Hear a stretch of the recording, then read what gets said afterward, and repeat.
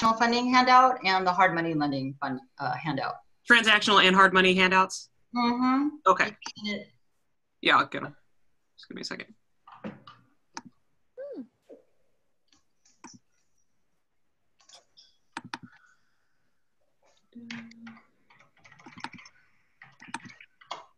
Okay. Transactional. Was that the one? Let me see. And there's a hard one. Mm-hmm. And a hard money funding. Thank you, Bailey. Not this one? Oh, here it is. Got him. Okay, we're all good. All right. Do you want to go ahead and restart the? Oh yeah, I just did. Okay, thank you. Okay, let's talk real quick about transactional funding. So who can tell me what transactional funding is in your research? It's when you get funding for just the transaction. So you're wholesaling and you just need it for 1 day or 2 days because you have to fund both. We learned when we went to the escrow thing. You can't in California use the same money to pay for both transactions. So you have to have 2 sets of money. So you have to front the money and then have the person pay for the house. Okay. So that time period, it's the short transactional one. Okay, good. That's fair. Fair enough. Anyone else want to give it a go?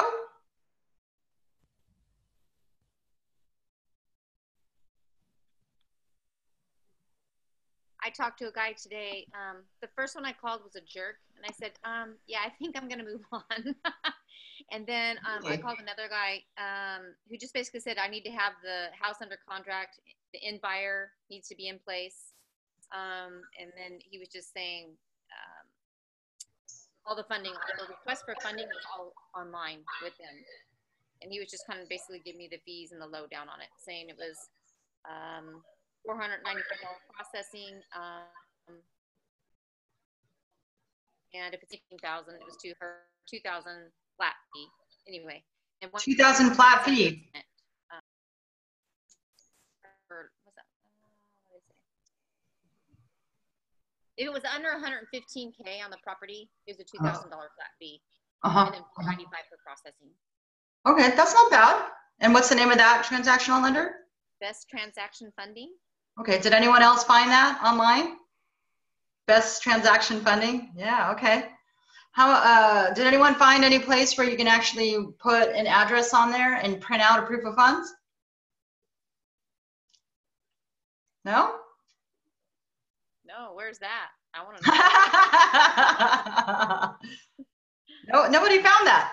Yeah, I think I found one. I didn't use it because we have one for Michael, but I did see a place where you could do it. Okay, so there are lenders out there. So this is why I wanted you to Google some transactional lenders, because if you actually open up their websites, there are like sections where you can put proof of funds and simply put in an address and print out a proof of funds if you needed one on the fly. Okay, and if you didn't bother looking, well, this week, this is your chance. Or maybe if you did Google some and you didn't see anything like that, then dig a little deeper into their websites. Okay, so the most important thing, like what Rebecca was stating, is that you need to have, there's 2 parts of a transaction in, hold on a second, guys, sorry. I'm trying to pull out my whiteboard, see if I can do this. Share screen, let's do a whiteboard. All right. Can everyone see a whiteboard? Yeah? Okay, cool.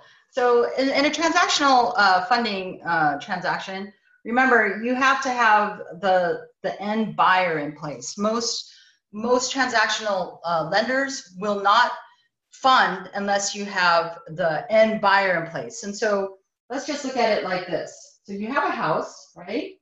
And you have a seller. We'll call him A. And then you are the wholesaler, right? And let's call you B. So there is 2 transactions when you're doing your hard money lending here. You have the A to B to transaction, and then your B to C transaction. Okay, so what is C? Can anyone tell me? Oh, everyone's on mute, kind of. Wholesaling. The end buyer. End buyer. This is your end buyer, right?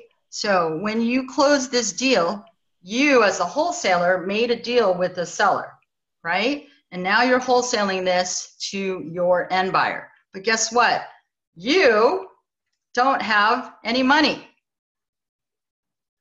So how are you going to close that deal, right? Let's say you find your end buyer and they have all the funds in place. And in the event that you are unable to wholesale or assign the contract, which we're going to talk about later, you can use a transactional lender, and Arch is one of them, they'll do it, or any of those other lenders out there that will fund this transaction here. Can anyone still see my chicken scratch? Yeah. It will fund this transaction here so long as this transaction is ready to go. Oops. With A few money days in later. escrow. Okay. So, wow, that was the first time I ever used the whiteboard. Does that make sense? Crystal clear. So the reassurance that they have, or any transactional funding,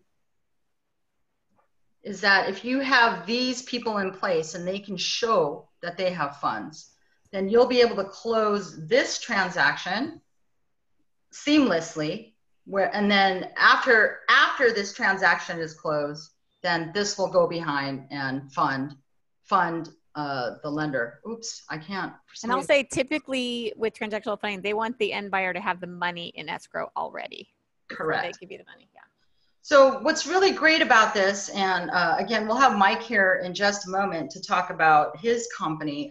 They can do some transactional funding, and obviously it's at a cost. But if you have no funds and you are unable to assign the contract, this may be a good way to go. The other thing about transactional funding, back in the day, we used this quite a bit when there were short sales. Right now, there's not as many short sales, but there's still a few out there hanging out.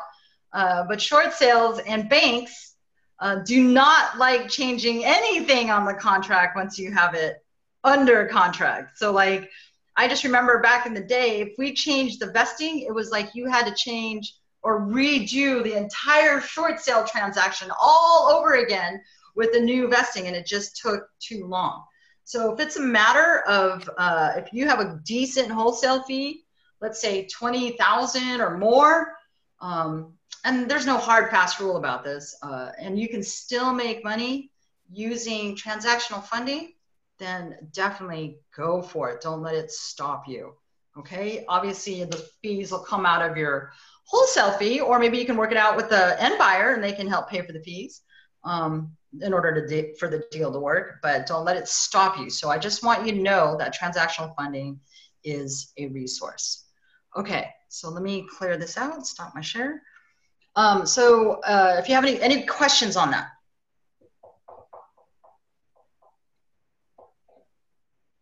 Did I make it more confusing, Pam? Okay. All right. So with that, I kind of want to hand it over.